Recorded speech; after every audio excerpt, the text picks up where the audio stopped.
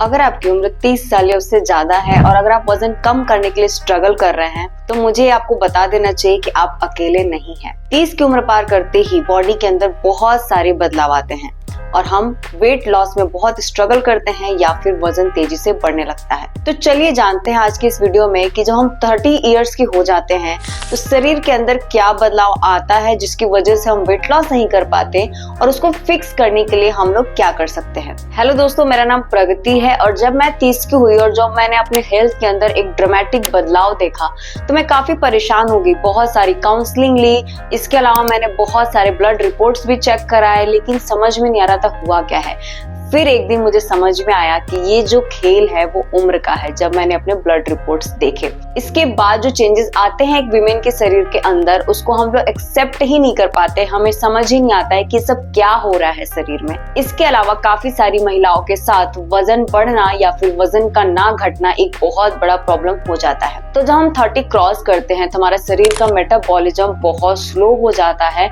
जिसकी वजह से फैट बर्निंग प्रोसेस थोड़ी स्लो हो जाती है। इसके अलावा मसल्स मास गिरने लगता है, सार्कोपेनिया होने के बहुत सारे चांसेस रहते हैं, हार्मोनल इम्बैलेंस होने लगता है, एस्ट्रोजन और प्रोजेस्टेरोन का इम्बैलेंस होने लग जाता है।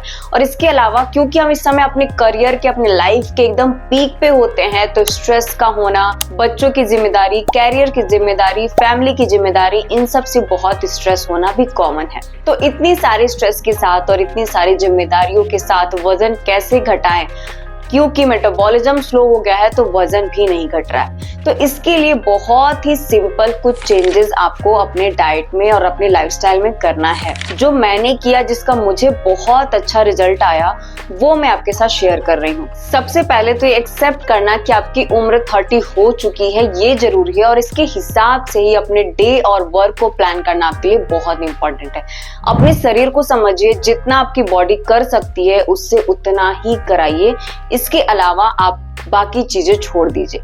दूसरा चीज जो आपको बहुत ध्यान में देने की जरूरत है, क्योंकि लीन मास जो हमारा होता है वो बहुत ज्यादा ड्रॉप हो रहा होता है, इसके लिए आपके हर मील में प्रोटीन का सोर्स होना बहुत जरूरी है। तो आपको ये ध्यान में रखना है कि हर एक खाने के अंदर आपके प्रोटीन होना इंपॉर्टेंट है। सुबह के टाइम पे आप स्प्राउट्स ले सकते हो, प्रोटीन शेक्स ले सकते हो। लंच में सोयाबीन आपको रोजाना लेना बहुत जरूरी है अगर आपकी उम्र 30 हो चुकी है। नॉन वेजिटेरियन लेते हैं तो आप चिकन या फिर एग बॉईल करके भी ले सकते हैं। दूसरी चीज जो आपको बहुत ज्यादा ध्यान में रखने की जरूरत है, जो हम विमेन मोस्टली इग्नोर करते हैं, वो है अपना sleep time and sleep quality को फिक्स करना। 7 से 9 घंटे की नींद आपके लिए बहुत जरूरी है, तभी आप अपने अगले दिन के पूरे सारे काम को एनर्जी से कर पाओगे। और अगर नहीं कर पाओगे तो बॉडी ड्रेन आउट हो जाएगी और आप किसी भी काम में अपना 100% नहीं दे पाएंगे।